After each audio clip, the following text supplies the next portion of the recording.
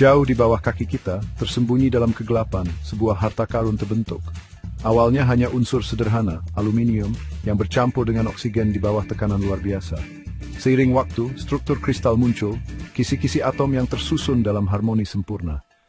Tapi, ini bukan kristal biasa. Kristal ini disentuh oleh rahasia yang berapi-api.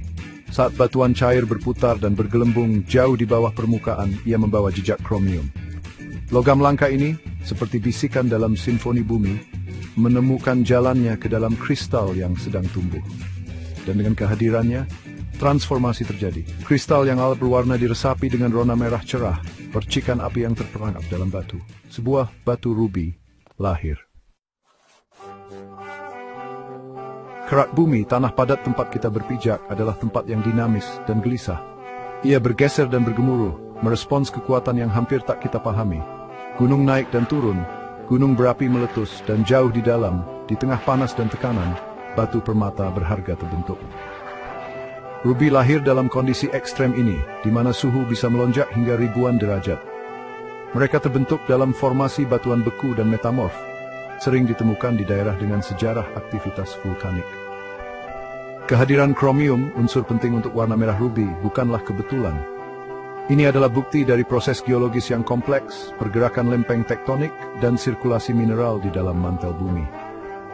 Setiap rubi membawa kisah di kedalamannya, catatan kekuatan yang membentuknya selama jutaan tahun.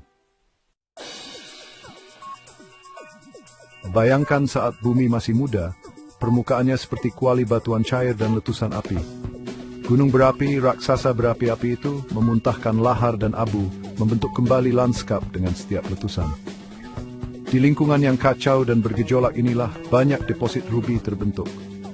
Saat batuan cair mendingin dan mengeras, ia memerangkap mineral dan unsur yang memberi rubi sifat uniknya. Panas dan tekanan yang hebat bertindak sebagai wadah, memaksa unsur-unsur ini menyatu, menciptakan kondisi sempurna untuk pembentukan rubi. Selama jutaan tahun, erosi dan pelapukan secara bertahap mengikis batuan di sekitarnya, memperlihatkan harta karun yang tersembunyi di dalamnya. Sungai-sungai membawa batu-batu berharga ini jauh dari asal vulkaniknya, menyimpannya di dataran aluvial dan dasar sungai. Maka, dimulailah perjalanan rubi dari jantung gunung berapi ke tangan pengrajin yang terampil. Bagian 4, Pencarian Penambang. Pencarian rubi adalah kisah petualangan dan kesulitan, bukti tekad manusia dan daya pikat batu berharga. Selama berabad-abad, para penambang telah mempertaruhkan nyawa mereka untuk menjelajah ke daerah terpencil dan berbahaya, mencari kilauan rubi yang tersembunyi di dalam bumi. Di negara-negara seperti Myanmar, Thailand, dan Sri Lanka, penambangan rubi adalah cara hidup diwariskan turun-temurun. Penambang sering bekerja dalam kondisi yang keras, menggunakan alat sederhana untuk mengekstrak batu berharga dari bumi.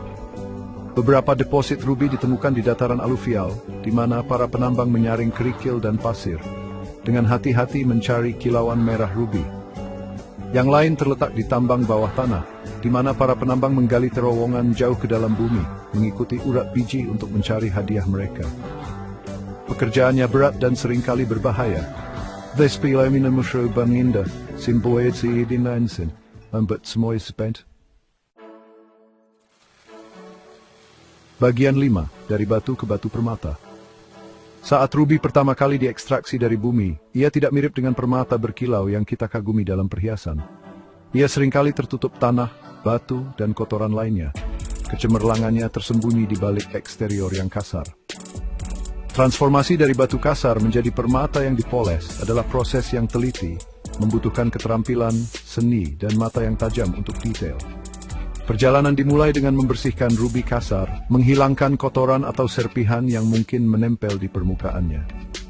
Ini sering dilakukan dengan menggunakan alat sederhana seperti sikat, air, dan deterjen ringan.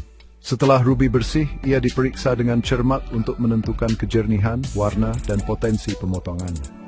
Hanya rubi berkualitas tinggi yang akan dipilih untuk difacet, proses pembentukan dan pemolesan batu untuk memaksimalkan kecemerlangan dan apinya.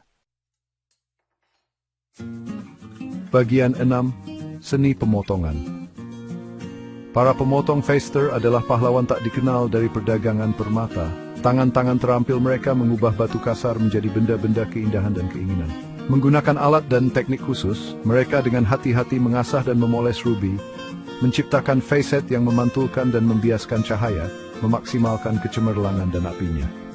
Seni pemotongan adalah keseimbangan yang rumit antara sains dan seni. Pemotong harus memahami sifat optik rubi, cara cahaya berinteraksi dengan struktur kristalnya, untuk menciptakan efek yang diinginkan. Setiap facet harus dipotong pada sudut dan kedalaman yang tepat untuk memaksimalkan kecemerlangan rubi, kemampuannya untuk memantulkan cahaya kembali ke pengamat. Pemotong juga harus mempertimbangkan warna rubi, karena potongan yang berbeda dapat meningkatkan atau mengurangi kecerahannya. Ini adalah proses yang teliti dan memakan waktu. Kevinglim menitsal. Yoga sevargs dapat bermata big siriai, ay memikut mata ng bang dithis.